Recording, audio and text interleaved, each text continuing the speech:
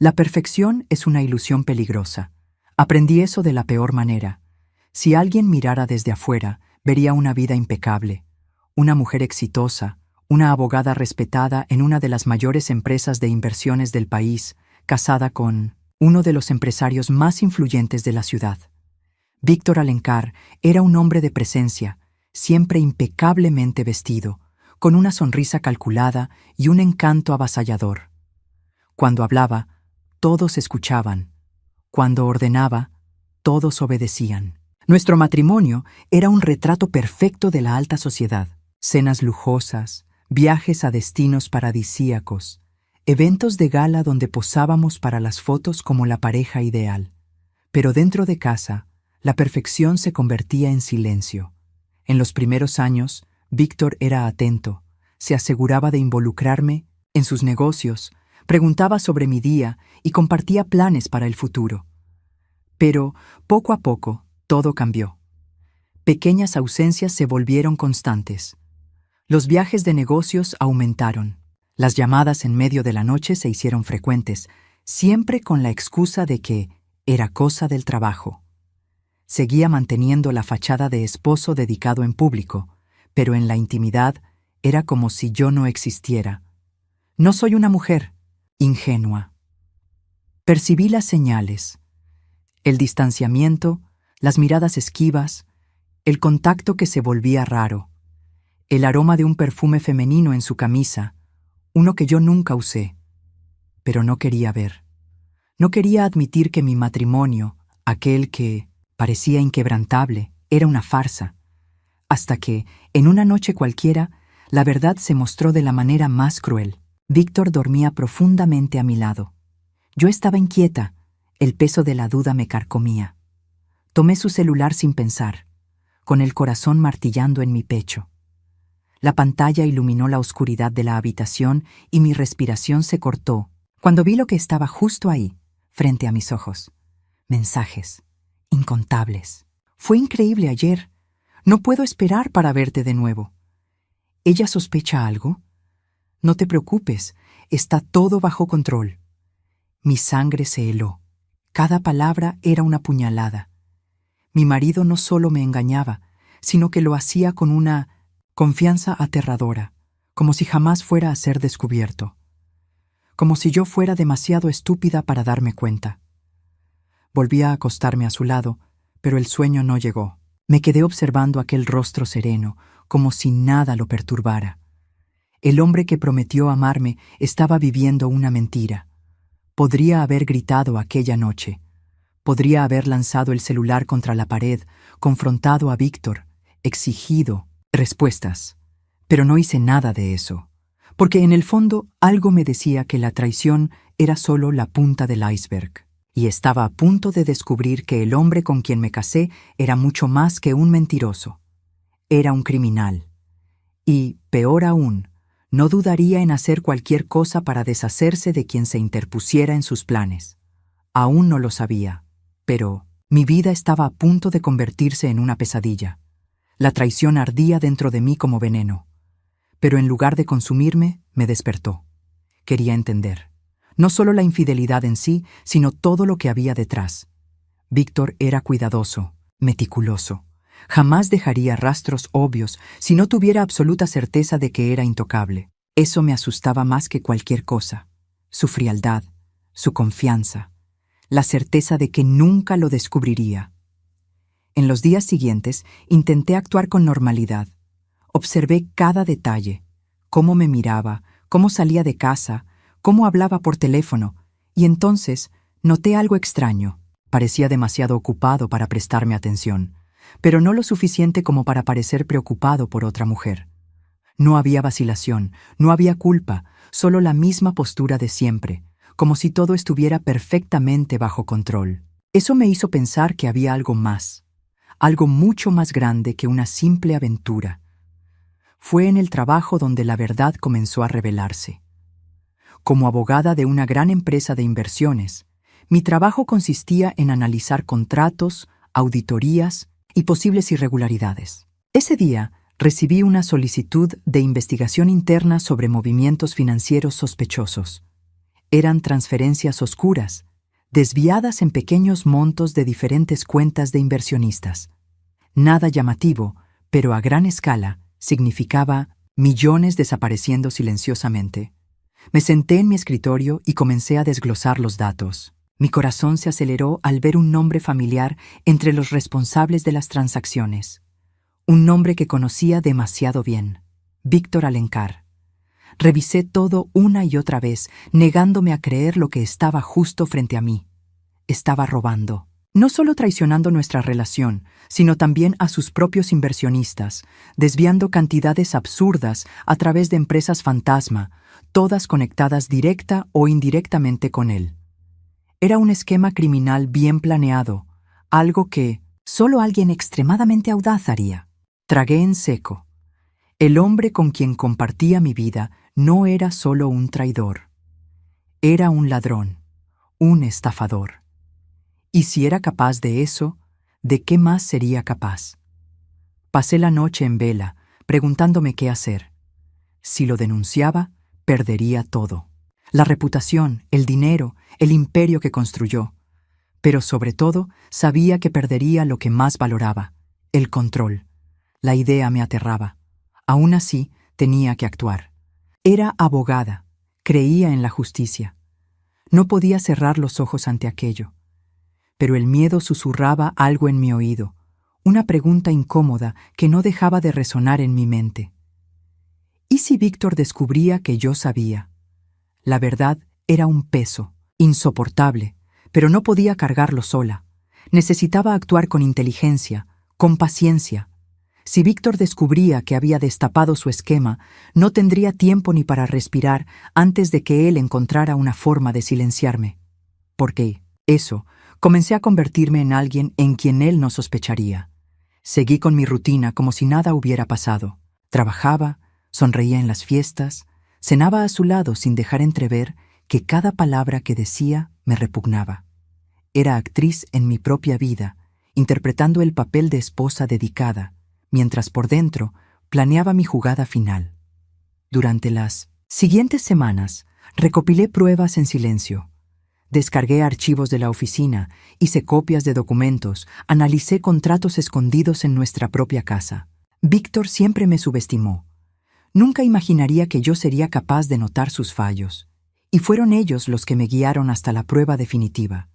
Un dossier detallado con transacciones ilegales, depósitos en cuentas de testaferros y facturas falsificadas. Cada noche que pasaba, el miedo crecía dentro de mí. Víctor comenzó a observarme de una manera diferente. Al principio, eran pequeños detalles. Una mirada que duraba demasiado, una pregunta que parecía casual, pero llevaba una insinuación, oculta. Últimamente has estado pensativa. ¿Algo te preocupa? Yo sonreía, negaba, fingía que solo estaba cansada por el trabajo. Pero Víctor nunca fue un hombre ingenuo. Los pequeños accidentes comenzaron poco tiempo después. El primero fue en el garaje. Entré en el coche para ir al trabajo y al pisar el freno sentí algo extraño. El pedal se hundió completamente, sin resistencia. Logré jalar el freno de mano a tiempo, pero temblé al imaginar lo que habría sucedido si hubiera estado en Pinot 905, la carretera. Llamé a un mecánico y me dijo que el líquido de frenos estaba goteando. Solo un desgaste natural, según él. Pero yo sabía que no lo era. El segundo fue aún más directo. Una noche, llegué a casa y encontré a Víctor esperándome en la sala, un vaso de whisky en la mano. Su mirada era indescifrable, analizando cada detalle de mi rostro, como si quisiera ver a través de mi piel. «Soñé que me estabas engañando», dijo, con una sonrisa que no alcanzaba sus ojos. «Curioso, yo tuve el mismo sueño», respondí, manteniendo la voz firme. Soltó una risa baja, pero sus dedos apretaron el vaso con fuerza. Esa noche no pude dormir. Él lo sabía. Tal vez no tenía pruebas, pero sabía que algo en mí había cambiado. La tensión se volvió insoportable. Víctor no era el tipo de hombre que dejaba cabos sueltos. Si sentía que estaba perdiendo el control, tomaría medidas. Y cuando actuaba, lo hacía sin dejar rastro, Necesitaba correr, ir a la policía antes de que él hiciera algo. Pero no imaginaba que ya estaba 2 pasos delante de mí. El silencio puede ser más ensordecedor que cualquier grito. Recuerdo cada detalle de esa noche. El aroma amaderado del perfume de Víctor cuando entró en la habitación, el sonido distante de las llantas de un auto en la calle desierta, el frío que se filtraba por las ventanas. Pero lo que más quedó grabado fue la sensación. Una sensación extraña, como si el aire estuviera demasiado denso, como si algo estuviera a punto de suceder. Víctor estaba tranquilo, inquietantemente tranquilo. Se acercó, deslizando los dedos por mi brazo, como lo hacía en los primeros años de nuestro matrimonio. Sonrió como si fuéramos una pareja feliz, como si aún existiera complicidad entre nosotros. «Vamos a dar un paseo», dijo. «Necesitamos hablar». Mi corazón se encogió. Había algo mal. Pero si me negaba, si mostraba miedo, él tendría la certeza de que yo lo sabía todo, y entonces actuaría. Hice un esfuerzo por mantener la voz ligera. «Ahora es tarde». «El aire te hará bien», insistió. «Solo un paseo rápido». Lo miré a los ojos y, en ese instante, supe que no tenía elección. Si me negaba, él encontraría la manera. De un modo u otro, entraría en ese auto. Y eso hice. El trayecto comenzó en silencio. Víctor conducía con una expresión serena, casi aburrida, como si aquello fuera solo otro paseo. Pero algo en su mirada reflejada en el retrovisor me erizaba la piel. La ciudad quedó atrás. Las luces fueron reemplazadas por la oscuridad de la carretera vacía. No sabía a dónde íbamos, pero reconocí el camino. Un bosque apartado, lejos de cualquier movimiento. «¿A dónde vamos?» Mi voz sonó firme, pero mi estómago se revolvía. Víctor sonrió, pero no respondió. Mis dedos temblaban cuando intenté tirar discretamente de la manija de la puerta. Cerrada. Mi pecho se apretó. El bosque se volvía más denso a medida que avanzaba. Ya no había carretera, solo un sendero de tierra que hacía que el auto se balanceara levemente. Mi respiración se volvió corta. El silencio era absoluto, como si el propio mundo se hubiera detenido. Entonces se detuvo el coche. Camila estaba allí, esperando. La amante, la mujer que él eligió mientras destruía nuestro matrimonio. Pero lo que me asustó fue su expresión. No era provocativa, ni victoriosa. Era fría. Junto a ella, un hoyo abierto. La escena encajó en mi mente en un segundo, y mi cuerpo se congeló. Víctor salió del auto, caminando hasta mi puerta. Lapont abrió con calma, como un caballero. «Baja». Mis pulmones se negaban a funcionar. «Víctor», mi voz se quebró. Él inclinó la cabeza, fingiendo paciencia. «Baja». Temblaba de pies a cabeza. Mis ojos fueron hacia la tierra removida frente a mí. Era mi tumba. Mi cuerpo entró en modo de supervivencia. Mi mirada buscó a mi alrededor, cualquier cosa que pudiera ser una ruta de escape, pero la oscuridad me tragaba. Víctor sacó del abrigo algo que hizo que mi estómago se desplomara. Un arma. La sonrisa desapareció. Su mirada se volvió puro acero. «¿Dónde está tu Dios ahora?», murmuró. «Voy a acabar contigo, y nadie jamás lo sabrá».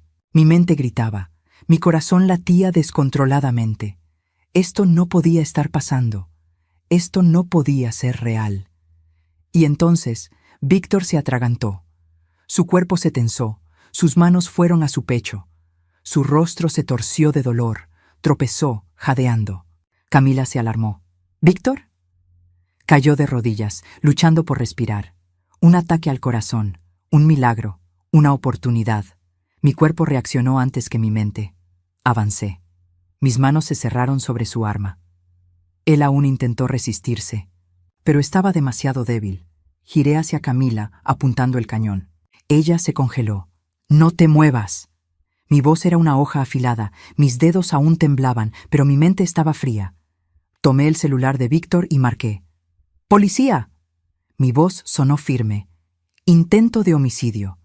Los minutos siguientes fueron un borrón. Sirenas rompieron la noche. Policías aparecieron armados, ordenando que Camila se apartara. Paramédicos corrieron hacia Víctor, pero él aún estaba consciente. Y me miraba, no con miedo, con odio, un odio que lo decía todo. Esto aún no ha terminado. Mi respiración era pesada. Cada latido de mi corazón parecía retumbar dentro de mi pecho. El sonido de las sirenas se acercaba, pero mi mirada estaba fija en Víctor. Estaba caído, presionando su pecho, jadeante, pero no derrotado. Sus ojos me perforaban, con algo que no era solo dolor físico. Era furia. Debería sentir miedo, pero por primera vez no lo sentía. Apreté la pistola con fuerza, apuntando a Camila, quien no se atrevía a moverse. El brillo del miedo destellaba en sus ojos. Tal vez, por primera vez en su vida, se daba cuenta de que no era más que una pieza desechable en el juego de Víctor. Los faros de la patrulla iluminaron el claro como un destello de esperanza. 2 policías salieron rápidamente, con armas en alto, analizando la escena con ojos entrenados. Sus expresiones cambiaron al ver la fosa abierta, el estado de Víctor, y mi postura firme, aún sosteniendo el arma. «Suelte el arma en el suelo», ordenó uno de ellos. Mi mente estaba alerta, pero obedecí lentamente, levantando las manos en señal de rendición. «Mi nombre es Isabela Monteiro». Mi voz salió, firme, a pesar del temblor dentro de mí. «Este hombre intentó matarme». Los policías se miraron entre sí, evaluando la situación. Uno de ellos se acercó a Camila, ordenándole que se alejara. El otro se aproximó a Víctor, quien intentaba recuperar el aliento. «Ese desgraciado intentó matarme», susurró Víctor, su voz raspada, sus ojos brillando de odio. Mi sangre se heló. Era astuto. Estaba intentando darle la vuelta a la historia. «¡Está mintiendo!», dije inmediatamente. «Tengo pruebas. Puedo demostrar todo». Camila miró a Víctor, esperando una señal silenciosa. Pero él ya no podía controlarla. Estaba sola ahora. La policía que me interrogaba se volvió hacia ella. «¿Confirmas que intentó matarla?». Camila dudó. Tragó saliva. Víctor no la miraba. Lo sabía. Sabía que ella solo era leal hasta el último momento en que le convenía. «Él me hizo venir hasta aquí», murmuró con la voz temblorosa. «Dijo que era para resolver esto de una vez. Juro que no sabía que iba a intentar matarla». Mi instinto me decía que riera. ¿No lo sabía? Estaba junto a la fosa abierta. No, era estúpida, solo conveniente. Pero no necesitaba que admitiera todo. Solo necesitaba que Víctor cayera. «Pensé que éramos un equipo, Camila», dijo Víctor, su voz envenenada. «No voy a pagar por esto en tu lugar», replicó ella, retrocediendo. Era el final. Víctor fue esposado, su cuerpo aún débil por lo que fuera que le hubiera sucedido. Pero yo sabía que eso no era lo que lo destruía. Lo que lo destruía era el hecho de que había perdido. La ambulancia llegó poco después. Me quedé de pie, observando mientras lo subían a la camilla. Antes de que lo llevaran, nuestros ojos se encontraron una última vez esa noche. «¿Crees que ganaste?», murmuró, una sonrisa débil bailando en sus labios. «Esto aún no ha terminado». No aparté la mirada. «No te preocupes, Víctor, me aseguraré de verte pudrirte». Y lo hice. El silencio de la prisión. El silencio de la prisión era diferente a cualquier otro. No era la paz de una noche tranquila, ni el vacío de una casa deshabitada. Era denso, pesado, lleno de ecos de vidas arruinadas. Los pasillos eran estrechos, grises, iluminados por luces frías que hacían que todo pareciera más muerto que vivo. El olor a metal y desinfectante impregnaba el aire, mezclado con algo más oscuro, algo que no se veía, pero se sentía. Apreté los papeles del divorcio con fuerza mientras cruzaba las puertas de hierro.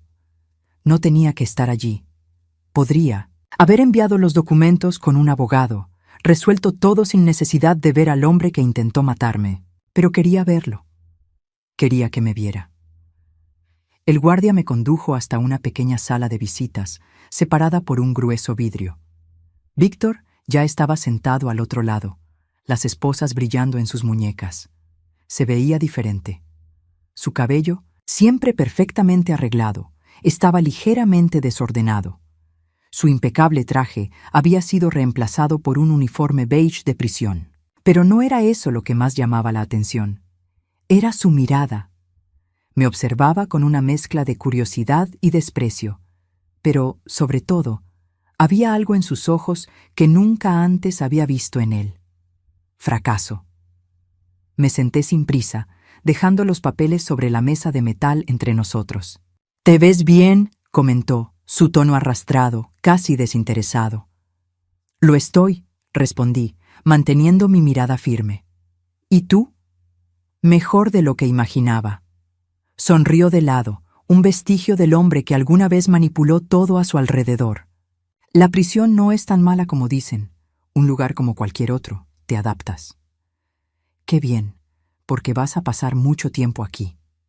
Inclinó ligeramente la cabeza, estudiando mi rostro, como si buscara alguna grieta, algún vestigio de debilidad. Pero ya no había nada que encontrar.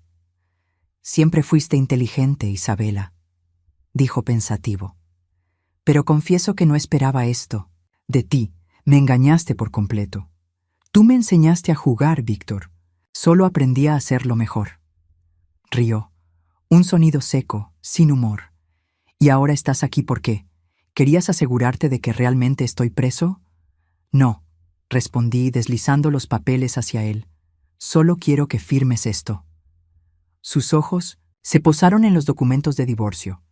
Por un momento no dijo nada. Solo los miró, como si fueran alguna broma cruel. Luego soltó un largo suspiro. «Divorcio», murmuró casi para sí mismo.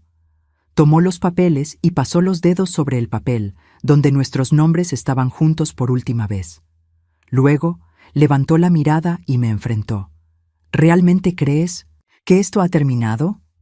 No aparté los ojos. «Para mí, sí. Para ti. Bueno, creo que tendrás mucho tiempo para pensar en lo que hiciste». Un músculo en su mandíbula se tensó. Por primera vez, vi la máscara romperse por completo. Vi lo que quedaba del hombre que una vez controló todo y a todos a su alrededor. Víctor tomó la pluma que el guardia colocó sobre la mesa, girándola entre los dedos. Por un segundo, pensé que se negaría a firmar, que intentaría prolongar el juego, mantener algún tipo de control sobre mí, incluso desde dentro de la prisión. Pero firmó, lentamente, sin prisa, como si cada letra fuera un golpe a su propio orgullo. Cuando terminó, dejó la pluma y me miró una última vez. «Me preguntaste dónde estaba mi Dios». Mi voz salió baja, pero cortante. «¿Ahora ya lo sabes?» No respondió. Me levanté, tomando los papeles de vuelta y doblándolos con calma. «Porque yo sé exactamente dónde está, justo a mi lado». Me alejé, sintiendo sus ojos arder en mi espalda. Pero ya no importaba. Yo era libre. Un nuevo comienzo. El viento era diferente allí. Más ligero, más fresco, como si se llevara consigo todo lo que había dejado atrás. La ciudad que una vez me aprisionó ahora quedaba atrás en el espejo retrovisor. Conducía sin un destino fijo, solo con la certeza de que ya no pertenecía a ese lugar. Vendí la casa. Me deshice de los bienes que cargaban la sombra de Víctor, incluso cambié mi apellido en los documentos. No quería seguir siendo Isabela Alencar. Ese nombre pertenecía a la mujer que fui. La mujer que alguna vez creyó que el amor era sinónimo de confianza ciega. Mi nuevo apartamento estaba en un barrio tranquilo, lejos de las miradas de la élite que alguna vez me rodeó. Pequeño, pero con una vista que me hacía respirar profundo y sentir que estaba exactamente donde debía estar. Por primera vez, las paredes que me rodeaban eran solo mías, sin secretos ocultos, sin amenazas al acecho.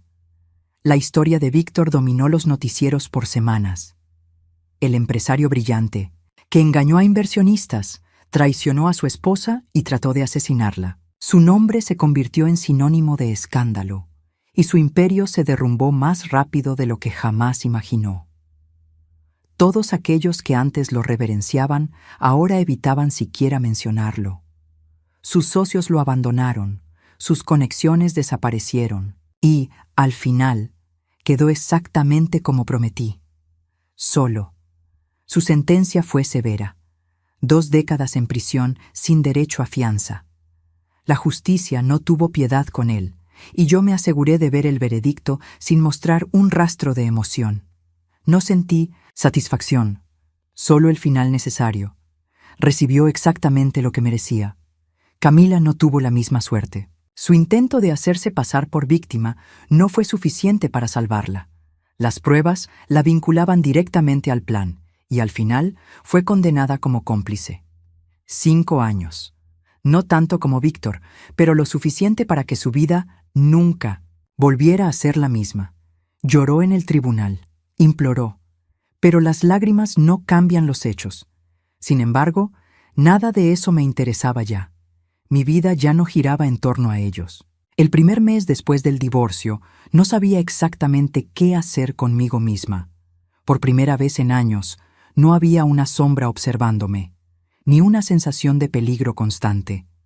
Tuve que aprender a vivir sin miedo, a dormir sin necesidad de mirar atrás.